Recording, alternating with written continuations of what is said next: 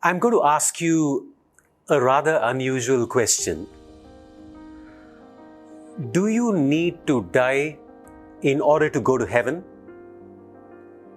Or can you find it right here on earth? Pretty unusual question, right? Now I'm going to pose another question to you.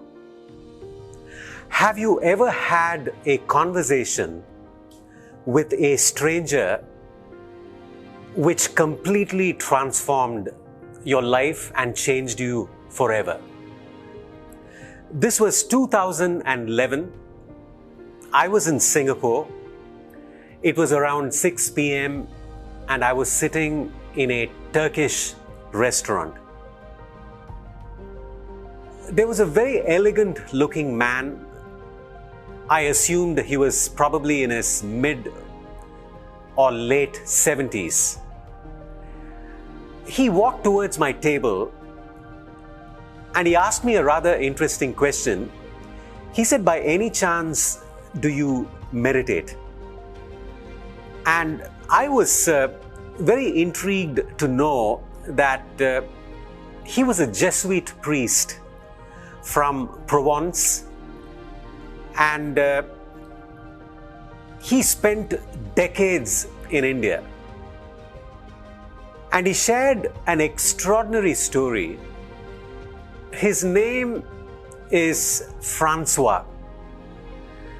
And he said he flew from France to New Delhi and he had to meet a very senior member of the clergy in Madras. So from New Delhi, he took a 45 to 50 hour train ride to Madras. This was in the late 70s. When he reached Madras, he looked around and found that his bag was missing. He had a handbag, a sling bag. And he had his wallet in this bag. He had his passport in this bag. He had some precious knickknacks in this bag. And the bag was missing. Probably it was stolen, or maybe he dropped it. And he was deeply flustered, extremely confused and disturbed. And he got out of the compartment with his baggage, and he did not know what to do, where to go. And when he got out of this train, he saw this beggar who was prodding at him, and he moved his arm to tell the beggar, "Move away from me." But when he moved his arm in a little bit of anger, his arm hit the beggar's face, and he was an old man, and the beggar went reeling and fell on the floor.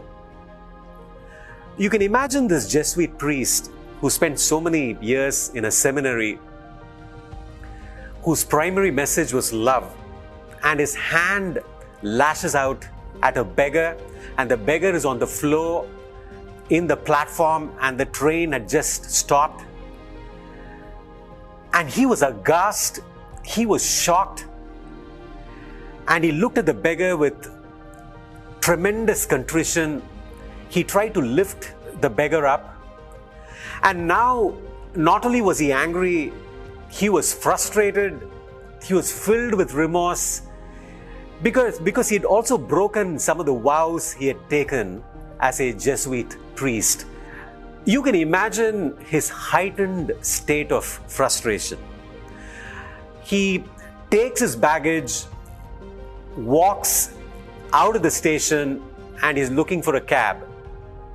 He didn't have his wallet, he didn't have money, and how could he take a cab when you did not have money? He felt a prodding on his shoulder, and he turned back and he saw the same beggar. Before Francois could say something, the beggar took out 15 rupees from his bowl, his begging bowl, and gave it to Francois and said, I think you may need this 15 rupees to take a cab wherever you're going. Francois looked at this beggar and broke down and wept. He embraced this beggar and he told me that suddenly this beggar to him was no longer a beggar. He was God in human form. And he also said he felt like this was heaven on earth. He embraced this beggar, hugged him, expressed his gratitude to the beggar, and even told the beggar that you have saved me. This is a story that made a very deep impact on me. The very fact that he shared this story with me and the kind of impact it had on me made this whole experience a transformative experience. And then Francois looked at me and said, Karthik, I wish I'd learned meditation in the late 70s. I'm sure my hand would not have lashed out at this beggar. And then he asked me whether I could teach him meditation. And I was rather struck by this strange request. I said, you want me to teach meditation in this Turkish restaurant? He said, why not? So I said, hey, why not? And I spent the next 20 to 30 minutes, teaching him some of the fundamentals of meditation. And it was time for me to part company because I had a flight to catch, a late night flight to catch from the Singapore airport. So I stood up and looked at Francois and winked at Francois. And I said, Francois, I'll see you in heaven. And he burst out laughing. And he said, give me your hand. And he held my hands for some time. And he said, Karthik, what if this was heaven on earth?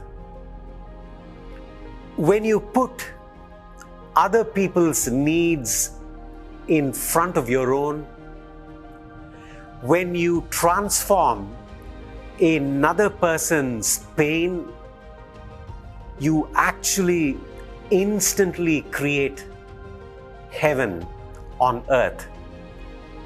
So heaven is not a place you go when you die. It is a space that you create when you live.